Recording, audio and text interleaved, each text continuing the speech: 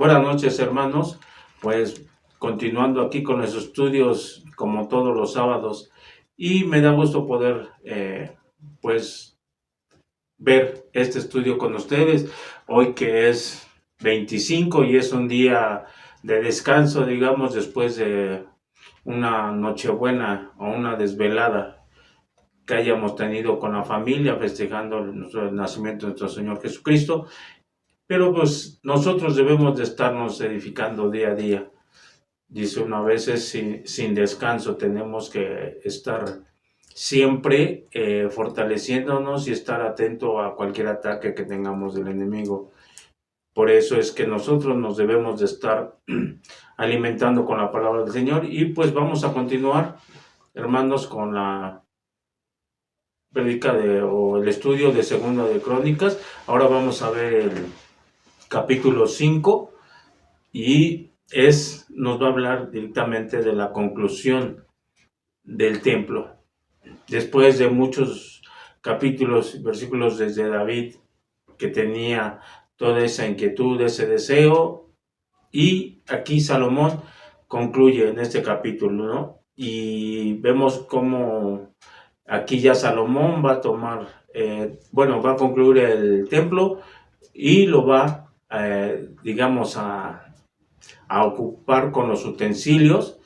Y vamos a ver también la posesión que Dios tomó de este templo mediante una nube, cómo la gloria del Señor se presenta mediante la nube. Entonces, pues, es una aceptación de que se había cumplido ya lo que el Señor le había pedido a David, y concluyéndolo Salomón en la total construcción del templo.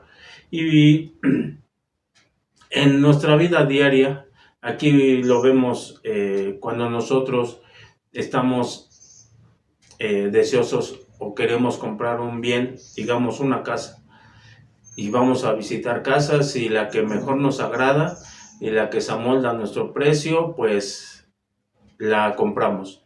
Y podemos decir que si nos gustó y todo, vamos a hacer posesión de esa casa inmediatamente, ¿no? Vamos a traer nuestras cosas porque nos encantó la casa y vamos a tomar ya ocupación de ella. Y aquí el Señor nos muestra literalmente esa misma aceptación por medio de ese templo que Él mandó y Él diseñó y construyó, ¿no? Y esto es parte de una aceptación del Señor sobre el templo. Y en este capítulo se concluye realmente todo lo que se ha venido viendo del templo. Pero vamos a empezar a leer la palabra del Señor y vamos a poner estos momentos en manos de nuestro Señor Jesucristo. Amén. Señor, gracias te damos nuevamente porque nos has permitido, Señor, llegar a una semana más donde podemos ver tu amor, tu gracia, tu misericordia en la vida de cada uno de nosotros. Lo vemos, Señor, porque nos has sustentado en todo lo necesario y estamos ahorita, Señor, escuchando tu palabra, viendo tu palabra, Padre bendito. Gracias por ese amor tan intenso que tienes hacia nosotros, aunque sabemos que no lo merecemos, Padre, pero queremos nosotros, Señor, edificando junto contigo, Señor, según tus ordenanzas, este templo, Padre bendito, que sea consagrado para ti únicamente. Y permite, Señor, que todos los que escuchemos y oigamos, Señor, se nos quede arraigado en nuestro corazón, que podamos entender qué es lo que quieres de nosotros y, Señor, podamos ser esos hijos obedientes que tú quieres que seamos. Gracias te doy, Señor, por ello, en el nombre de nuestro Señor Jesucristo. Amén. Y aquí, como título, le puse: ¿cuánto valor le das a tu templo? ¿Cuánto valor te das a ti mismo? Y el tema dice, todo trabajo que empecemos para el Señor, hay que terminarlo o concluirlo. Y para ello vamos a irnos ya directamente a la palabra del Señor y vamos a leer primero, segundo de Crónicas 5:1, y dice la palabra: acabada toda la obra que hizo Salomón para la casa de Jehová, metió Salomón las cosas que David su padre había dedicado y puso la plata y el oro y todos los utensilios en los tesoros de la casa de Dios. Y aquí podemos ver, ¿no?, que Salomón sí cumplió con la tarea que se le había asignado ya anteriormente y que fue obediente al mandato o a la petición que le hizo su padre David. Fue obediente, lo terminó tal y como lo habían solicitado. Ya lo habíamos visto en capítulos anteriores, tenían todos los planos tal como quería que se debería de construir el templo y tenía que hacerse tal y como era, ¿no? Y aquí mete todos los utensilios que David ya había consagrado. Y no los metieron con esa solemnidad, ¿no? Tal vez todos los utensilios y todo lo que le pusieron le daban una belleza esplendorosa, digamos, al templo. Lo hacía pues un templo hermoso, con acabados bellísimos, y realmente era en sí eso, ¿no? Nada más. Pero la gloria del Señor todavía no se encontraba.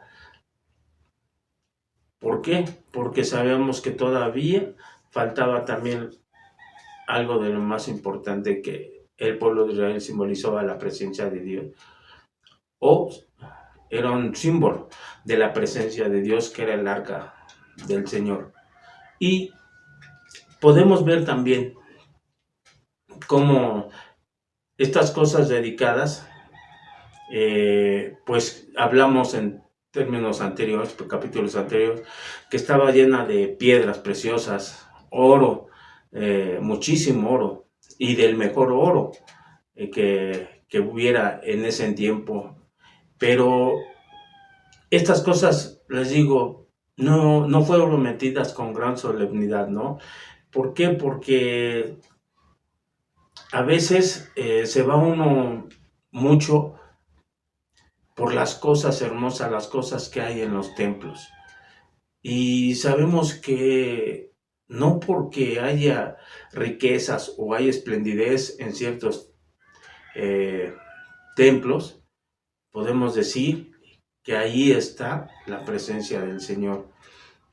Y nos lo reafirma en Mateo 23:17, donde dice: insensatos y ciegos, ¿por qué? ¿Cuál es mayor, el oro o el templo que santifica el oro?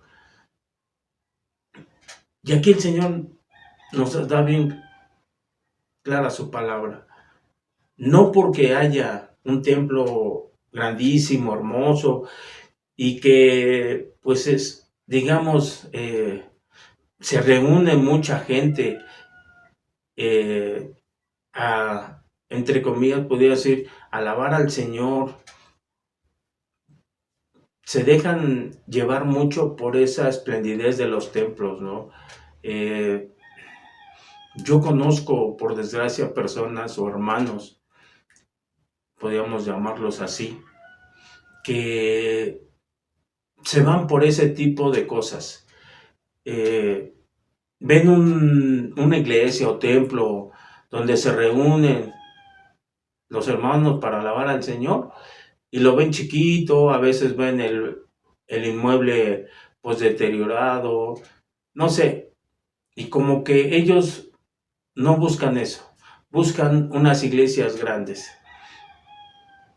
Aquí dentro del municipio, del estado, como quieran llamar, hay iglesias muy grandes, muy esplendorosas, y he visto que muchos hermanos a veces van por la esplendidez que hay, porque piensan que se mueve el Espíritu de Dios por la cantidad de gente y no por la presencia del Señor, no porque se esté predicando la presencia del Señor, no porque a veces dice uno, hay muchísima gente, yo me quiero, dice uno, codear con todos ese tipo de gente. Sabemos que hay iglesias muy riquísimas donde también hay muchísima gente rica y que hay hermanos que que buscan esa esplendidez, ¿no? No sé realmente qué les llame la atención. Si realmente van con un corazón humilde a buscar al Señor o van a buscar algo mundano que tienen en su corazón y que sabemos que eso no le agrada al Señor. A veces pues es triste ver eso, que busquen una iglesia grande porque pues ahí ellos imaginan que se mueve el Espíritu de Dios. Y les digo, nos dejamos ver por mucha esplendidez. Y aquí hay otra de las cosas. Aquí Salomón, en estos versículos, se comportó de una manera, pues digamos, digna, de una manera correcta, porque dice que todo lo que se había juntado de Dios y lo que se había utilizado fue tanto que sobró. Pero no porque sobró, dijo Salomón, bueno, pues sobró tanto, véngase para mis arcas, yo me voy a hacer posesión de ellas. O le dio uso para otras cosas que no fueran para la construcción, bueno, para el ornato y el templo, todo lo que se requirió. Si no, él fue y dijo, ¿saben qué? Sobró tanto, van para los tesoros. Esto se recolectó digamos, todos los que cooperaron, las ofrendas que dieron en ese momento y se guardaron ahí en el templo. Y eso es lo que también literalmente debemos de ver. Que siempre nosotros, cuando nosotros proporcionamos una ofrenda, sea espléndida o sea pequeña, lo que se junte va a ser utilizado únicamente para Dios. Que no sea utilizado para cosas vanas o para provecho particulares. En muchos casos, a veces las ofrendas son muy escasas y apenas se alcanza para sustentar realmente las iglesias, ¿no? El edificio. A veces hay hermanos que se imaginan que entra mucho dinero y que se hace mal uso de ello, cuando realmente el mantener un edificio o el templo del Señor realmente pues conlleva muchos gastos. Uno que conoce a veces los gastos que consume las ofrendas, dice uno, Dios es grande porque provee de todo. Vemos que alcanza para todo. A veces sobra un poquito y dice uno, se guarda como aquí hizo Salomón, ¿no? Porque puede ser que a la siguiente semana se requiera algo para el templo y las ofrendas pueden ser más, pueden ser menos, y si no alcanza, pues dice uno, hay que darle uso para eso son las ofrendas, para eso es la buena administración que se debe de tener y conlleve un buen mantenimiento del templo. Y vamos a seguir leyendo, ahora vamos a ir del 5.2 al 5.5 y dice la palabra del Señor. Entonces Salomón reunió en Jerusalén a los ancianos de Israel y a todos los príncipes de sus tribus, los jefes de las familias de los hijos de Israel, para que trajesen el arca del pacto de Jehová de la ciudad de David, que es Sión. Y se congregaron con el rey todos los varones de Israel para la fiesta solemne del 7º mes. Vinieron pues todos los ancianos de Israel y los levitas, tomaron el arca, y llevaron el arca y el tabernáculo de reunión, y todos los utensilios del santuario que estaban en el tabernáculo. Los sacerdotes y los levitas los llevaron. Y acá vemos otra cosa diferente. Aquí Salomón reunió a todos los príncipes, a todos los ancianos, a todos los líderes. ¿Por qué? Porque ahora tocaba llevar el arca, tenía que ser introducida al templo. Y el arca sí tenía que ser con una gran solemnidad. Se tenía que hacer, dice uno, primeramente con el pueblo que había, o la tribu que Benjamín, que había permitido Dios poder llevar el arca. Y llevó a que se hiciera una gran reunión para poder pasar el arca ya al templo. Y esta arca, al ser introducida, dice que fue abierto el templo hasta que el arca del pacto fue colocada en un lugar santísimo. No fue abierto antes. El arca era el elemento más importante del templo. Y una vez ya teniendo el arca dentro del templo, decíamos, estaba concluido el trabajo. El templo había sido terminado, había sido ocupado con los utensilios y el arca. Y nos podemos preguntar, bueno, ¿por qué tantos capítulos y versículos habla del templo? El templo realmente es un símbolo de la santidad del Señor. ¿Por qué? Porque dentro del templo, dice uno, se respiraba una atmósfera hermosa e inspira respeto y temor reverente. Y dice uno, en ese tiempo el templo, pero lo podemos ver en la vida diaria aquí, y no nada más podemos decir en el templo del que cree o del cristiano. Podemos ver de otras creencias religiosas donde para ellos el templo es realmente algo reverente, ¿no? Entran con cierto temor, entran con cierta actitud diferente al templo. Y creo que todos lo hacemos. Hay mucha gente que es bravucona, pero cuando va entrando al templo, esa actitud cambia, ¿no? También el templo era un símbolo de pacto con Dios, con Israel, ¿no? ¿Por qué? Porque el templo, dice uno, era el que mantenía al pueblo de Israel con los ojos puestos hacia Dios. Mucha gente podemos ver también, ¿no? Mientras no están en el templo, ni se acuerdan de Dios. Llegan al templo o a su iglesia y fijan su vista a Dios. También el templo era un símbolo de autoridad religiosa, y es que el templo era la forma en la que Dios centralizaba la adoración del pueblo de Israel.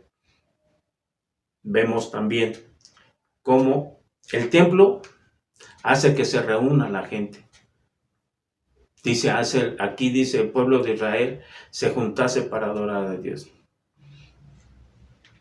Por eso era importante el templo. El templo también servía como un símbolo de perdón. ¿Cuántas veces no hemos visto gente que va al templo y se acerca para pedir perdón de todas sus acciones que han hecho mal? Aquí, pues, el templo, imagínense el diseño, cómo se veía de impresionante, que dice, entra uno y se siente uno solemnemente tranquilo. Y acá, pues, con todo eso, creo que el pueblo de Israel se acercaba con ese deseo de perdón, ¿no? Pero principalmente también el pueblo de Israel se preparó para el templo, para que se preparó para el pueblo de Israel, estaba preparándose para el Mesías. Y lo podemos ver en el Nuevo Testamento, ¿no? Donde Cristo dijo que venía a cumplir la ley y no a abolirla. Y sabemos también que el Señor vino a cumplir la ley de las Escrituras, del hombre y la ley que nuestro Señor, su Padre, le había dado. Y también el templo era un lugar de adoración. Y es un lugar de adoración. nosotros lo vemos diariamente, ¿no? ¿Cómo vamos nosotros al templo a adorar al Señor? Hay muchos que no adoran al Señor en su vida diaria y únicamente van y al templo a adorarlo. Entre semana, dice uno, ni se acuerdan que tienen Dios y es nada más el día domingo, saben que tienen que cumplir, ir al templo y ahí hay que ir a adorar, hay que irle a orar y no sé qué tanto quiere uno hacer ahí en el templo. Entonces por eso es la gran importancia que estuvo el templo en el Antiguo Testamento, ¿no? Y el templo, pues aquí la palabra del Señor que fue terminado a los 11 años del reinado de Salomón. Si recordamos, 4 años fueron de preparación y de la conclusión, de la empezar de la construcción hasta la finalización del templo fueron 7 años. Entonces, en total, digamos que fue 11 años y fue inaugurado el templo, ¿no? Y fue coincidió exactamente en las fiestas de los tabernáculos. Y que esto de la fiesta de los tabernáculos, pues menciona que era celebraban la protección que Dios les había dado desde la salida del pueblo de Israel de Egipto. Y pues una vez que queda bien edificado el templo, literalmente hay que hacerlo nosotros bien. Hay que darle un mantenimiento adecuado. Lo venimos diciendo tiempo atrás. Nosotros debemos de ser el templo de Dios. Nosotros debemos ayudar a nuestros familiares, a todos, a construir un buen templo de Dios, que se edifique realmente en bases firmes, y que esa base firme es únicamente nuestro Señor Jesucristo. Debemos de estar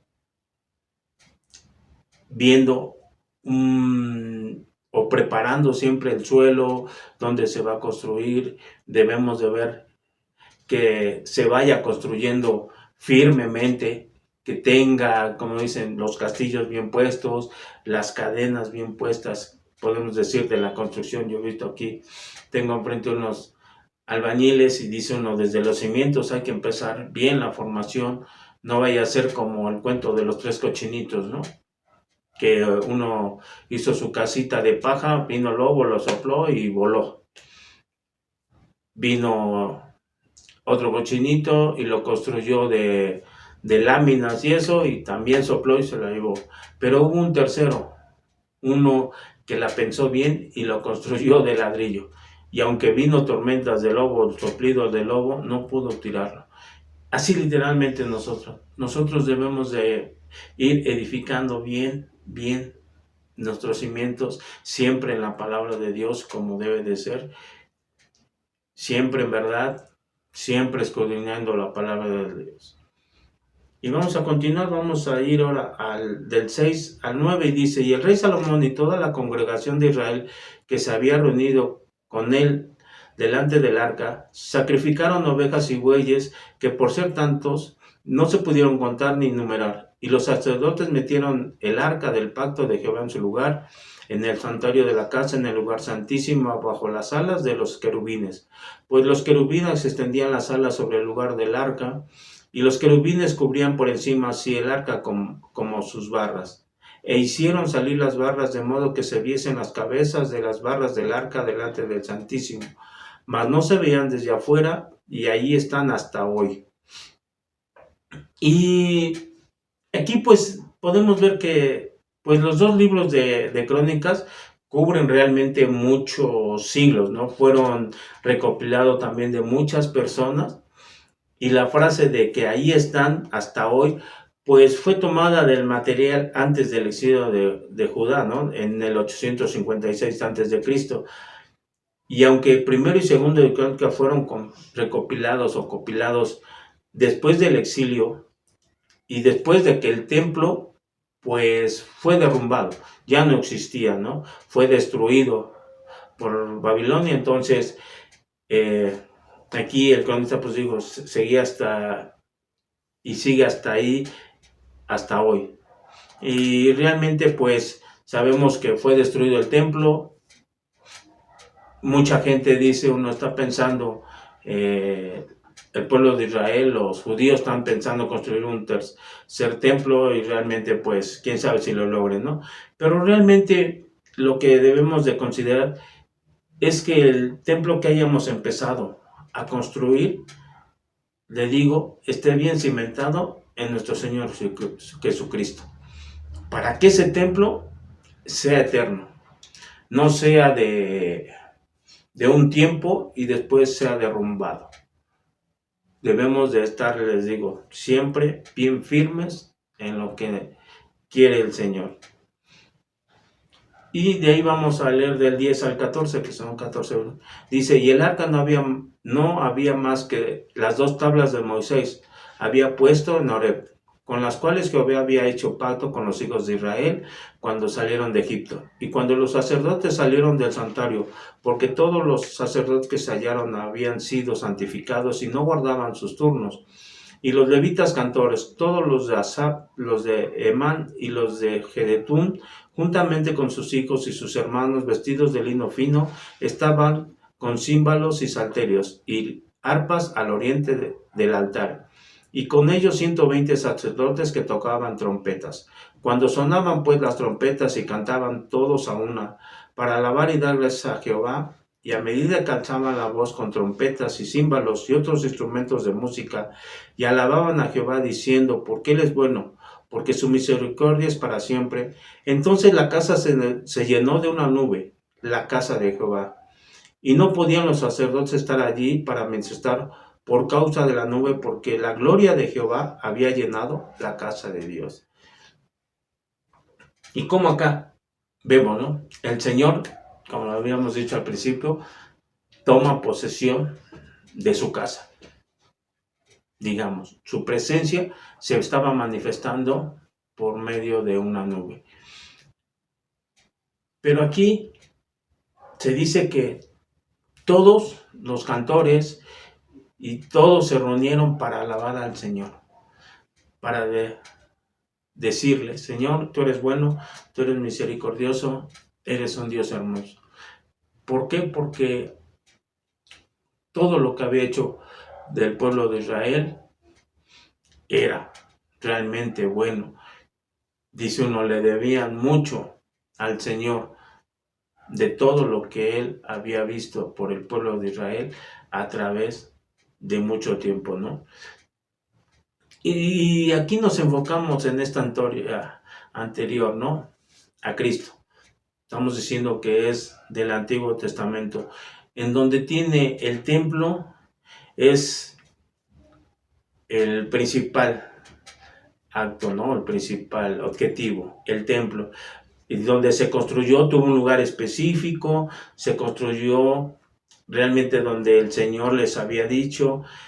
Las enseñanzas que estaban ahí, pues realmente lo aprendemos en la historia de la palabra del Señor, por medio de Crónicas.